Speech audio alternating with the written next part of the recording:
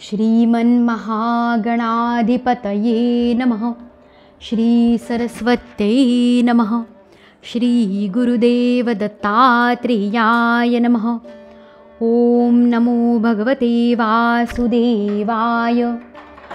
आदौ देवकी देवगर्भजननं गोपीगृहे वर्धनं मायापूतनजीवतापहरणं गोवर्धनोद्धारणं कंसच्छेदनकौरवादिहननं कुन्तीसुतापालनम् एतद्भागवतं पुराणकथितं श्रीकृष्णलीलामृतम्।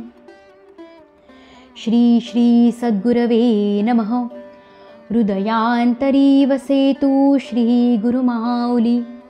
वरदहस्तधर मम श्री तव प्रेमलाभो जन्म जन्मान्तरी।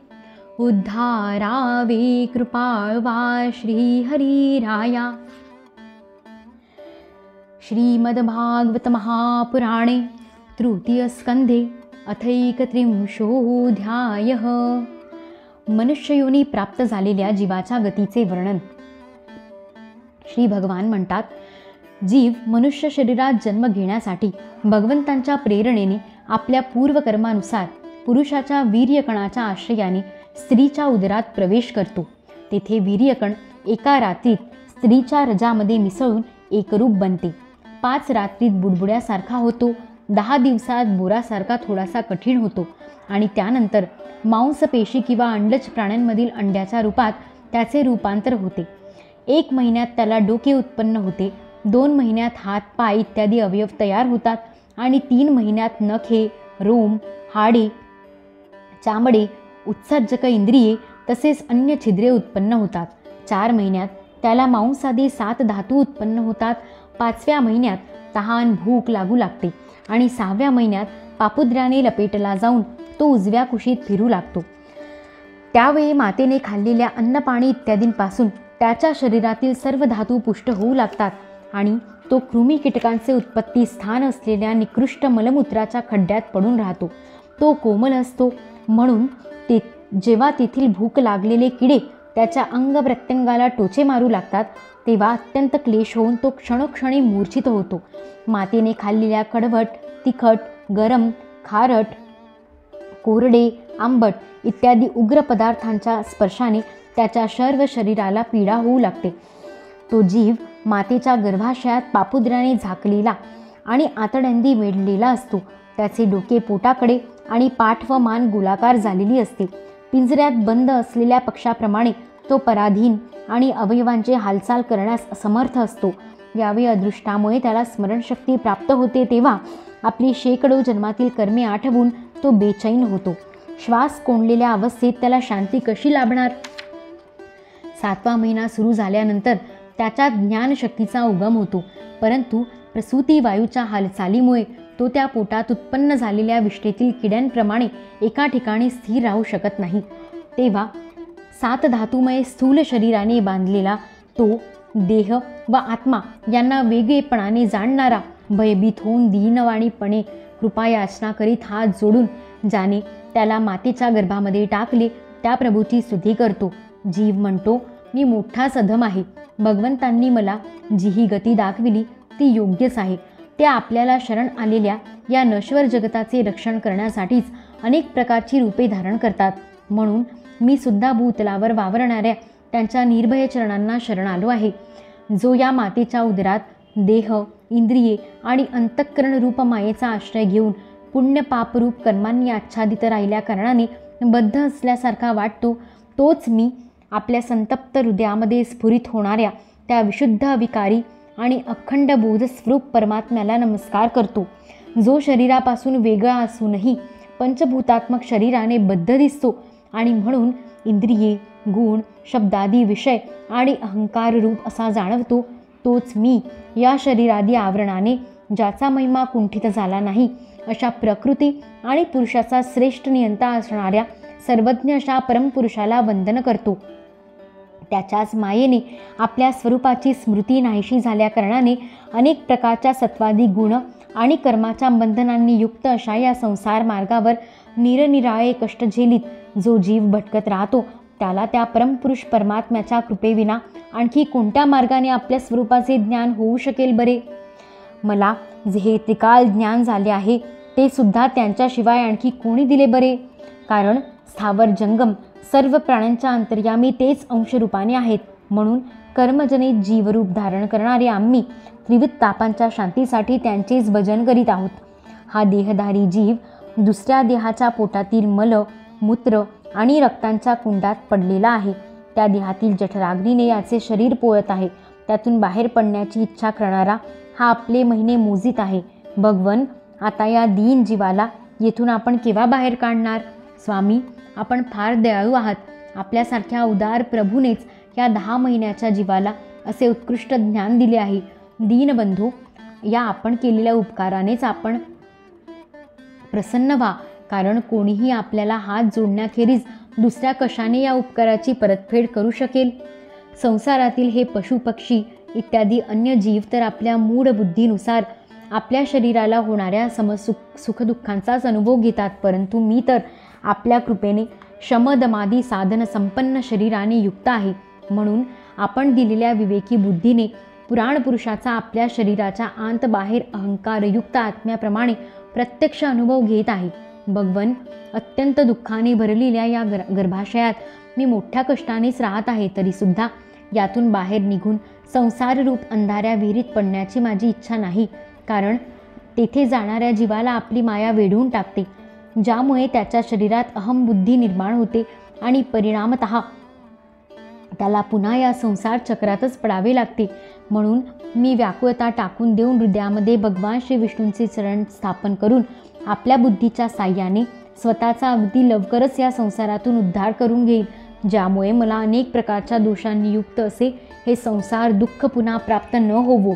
कपिल देव म्हणतात, तो 10 महिन्यांचा जीव गर्भातच जेव्हा अशा प्रकारे विवेक संपन्न होऊन भगवंतांची स्तुती करतो तेव्हा त्या अधोमुख बालकाला प्रसूतीचे कारण वायू तत्काळ बाहेर येण्यासाठी ढकलून देतो.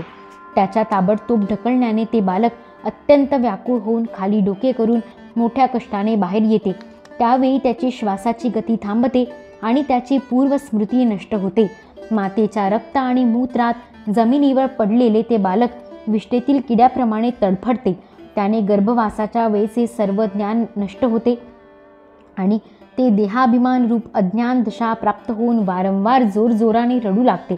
नंतर जे लोक त्याचा मनोदय समजू शकत नाहीत त्यांच्याद्वारा त्याचे पालनपोषण होते. अशा अवस्थेत त्याला जी प्रतिकूलता प्राप्त होते तिचा निषेध करण्याची शक्तीसुद्धा त्याच्यात असत नाही. जेव्हा त्या शिशु अवस्थेतील जीवाला मळकट बाजीवर झोपविले जाते तेव्हा ढेकूण इत्यादी स्वेदज जीव चिकटलेले असतात. तेव्हा त्या शरीराला खाजविणे, उठून बसणे किंवा कुशी बदलण्याचेही सामर्थ्य नसल्याने फार कष्ट होतात. त्याची त्वचा अतिशय कोमल असते. त्याला डास, चिलटे आणि ढेकूण असे चावतात की जसे मोठे किडे लहान किड्याला चावतात. अशा वेळी त्याचे गर्भावस्थेतील सर्व ज्ञान नाहीसे होते आणि ते रडण्याखेरीज दुसरे काही करू शकत नाही. अशा प्रकारे कुमार आणि पौंगड अवस्थेतील दुःख भोगून ते बालक युवावस्थेत पोचते. यावेळी त्याला इच्छित भोग मिळाले नाहीत तर अज्ञानाने ते क्रुद्ध होऊन शोकाकुलही होते. देहाबरोबरच अभिमान आणि क्रोध वाढल्या कारणाने कामाच्या अधीन झालेला तो जीव आपलाच नाश करण्यासाठी दुसऱ्या कामी पुरुषांशी वैर करतो. खोटी बुद्धी धारण करणारा तो अज्ञानी जीव पंचमहाभूतांनी तयार केलेल्या त्या देहात चुकीच्या समजुतीने नेहमी मी माझे असा अभिमान धरू लागतो. जे शरीर याला वृद्धावस्था इत्यादी अनेक प्रकारचे कष्ट देते, तसेच अविद्या आणि कर्म यांनी बद्ध झाले असल्या कारणाने याचा पिच्छा सोडित नाही. त्याच्यासाठी हा निरनिराळी कर्मे करीत राहतो, ज्याच्या बंधनामुळे याला वारंवार संसार चक्रात पडावे लागते. सन्मार्गाने चालणाऱ्या या जीवाची एखाद्या जिव्हा आणि उपस्थ इंद्रियांच्या भोगात रममाण झालेल्या विषयी पुरुषाशी गाठ पडली की हाही त्यात आस्था ठेवून त्याचे अनुकरण करू लागला तर पहिल्याप्रमाणे तो पुन्हा नारकी योनींमध्ये पडतो. ज्यांच्या संगतीमुळे सत्य, अंतर्बाह्य पवित्रता, दया, वाणीचा संयम, बुद्धी, धनसंपत्ती, लज्जा, यश, क्षमा, मन आणि इंद्रियांचा संयम, ऐश्वर्य इत्यादी सर्व सद्गुण नष्ट होतात. म्हणून त्या अत्यंत शोचनीय स्त्रियांच्या हातातील बाहुले बनलेल्या अशांत, मूर्ख आणि आत्मघात करणाऱ्या सत्पुरुषाची संगत कधीच करू नये. कारण या जीवाला जसे स्त्री आणि स्त्रियांच्या संगतीत राहणाऱ्यांशी संगत केल्याने मोह आणि बंधन प्राप्त होते, तसेच अन्य कोणाचीही संगत केल्याने होत नाही. एकदा आपली कन्या सरस्वतीला पाहून ब्रह्मदेव सुद्धा तिच्या रूपलावण्यावर मोहित झाले होते आणि ती हरिणी होऊन पळत असताना तिच्या मागे निर्लज्जपणे हरिण होऊन पळू लागले. त्याच ब्रह्मदेवांनी मरीची इत्यादी प्रजापतींची, तसेच मरीची इत्यादींनी कश्यप आदी आणि कश्यप आदींनी देव मनुष्यादी प्राण्यांची सृष्टी निर्माण केली. म्हणून यापैकी एकमेव ऋषीप्रवर नारायण सोडून असा कोणता पुरुष आहे की ज्याची बुद्धी स्त्रीरूपी मायेने मोहित होत नाही? अहो, माझ्या या स्त्रीरूपी मायेचे सामर्थ्य तर पहा, जे आपल्या नेत्रकटाक्षाने मोठमोठ्या दिग्विजयी वीरांना पायदळी तुडवते. जो पुरुष योगाच्या उच्च पदावर आरूढ होऊ इच्छितो किंवा ज्याला माझ्या सेवेच्या प्रभावाने आत्मा अनात्माचा विवेक उत्पन्न झाला आहे, त्याने स्त्रियांचा संग कधीही करू नये. कारण स्त्रियांना अशा पुरुषांसाठी नरकाचे उघडलेले दार म्हटले गेले आहे.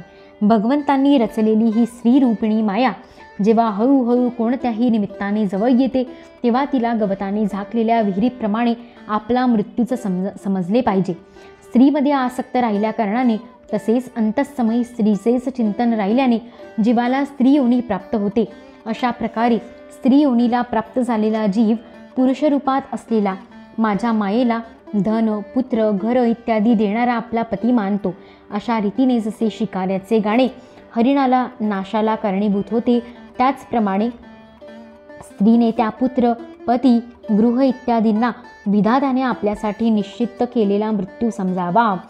जीवाचा उपाधी असणाऱ्या लिंगदेहाने जीव एका लोकातून दुसऱ्या लोकात जातो आणि आपल्या प्रारब्ध कर्मांना भोगीत निरंतर दुसऱ्या देहाच्या प्राप्तीसाठी दुसरी कर्मे करीत राहतो. जीवांचे भूत, इंद्रिये, मनरूपी लिंग शरीर मोक्षापर्यंत त्याच्या समवेत राहते. तसेच कार्यरूप स्थूल शरीर त्याच्या भोगाचे अधिष्ठान आहे.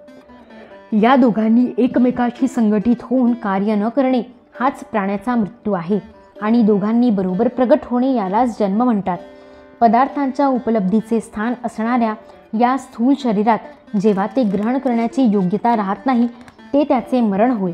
आणि हे स्थूल शरीर म्हणजेच मी आहे अशा अभिमानाने त्याला पाहणे हाच त्याचा जन्म होय. एखाद्या दोषामुळे जेव्हा डोळ्यांमध्ये रूप इत्यादी पाहण्याची योग्यता असत नाही, तेव्हा त्यात राहणारे चक्षु इंद्रिय सुद्धा रूप पाहण्यास असमर्थ होते. आणि जेव्हा डोळे आणि त्यात राहणारे इंद्रिय दोघेही रूप पाहण्यास असमर्थ होतात, तेव्हा या दोघांचा साक्षी असलेल्या जीवामध्ये सुद्धा ती योग्यता राहत नाही. म्हणून मुमुक्षू पुरुषाला मरणाची भीती, दीनता किंवा मोह असता कामा नये. त्याने जीवाचे स्वरूप जाणून धैर्यपूर्वक निस्संग भावाने येथील व्यवहार करावे. तसेच या मायामय संसारात योग वैराग्याने युक्त असणाऱ्या सम्यक ज्ञानमय बुद्धीने शरीर ही ठेव समजून त्याच्याबद्दल अनासक्त राहून व्यवहार करावे. अध्याय 31 समाप्त. इति श्रीमद्भागवते महापुराणे पारमहंस्या संहिताया तृतीयस्कन्धे कापिलेयोपाख्याने जीवगतैर्नामैकत्रिंशोऽध्यायः. ऋषिकेशमेवाग्मनः कायजातं हरे ज्ञानतो विश्वसाक्षिन् क्षमस्वापराधं प्रभो क्लिन्न जो सत्य आहे परिपूर्णात्मा, जो नित्य आहे उदित प्रभात्मा, ज्ञाने जयाचा नरहो कृतार्थ, तो पूर्ण आनंद गुरु समर्थ. श्री कृष्णार्पणमस्तु. श्री सद्गुरु चरणारविंदार्पणमस्तु.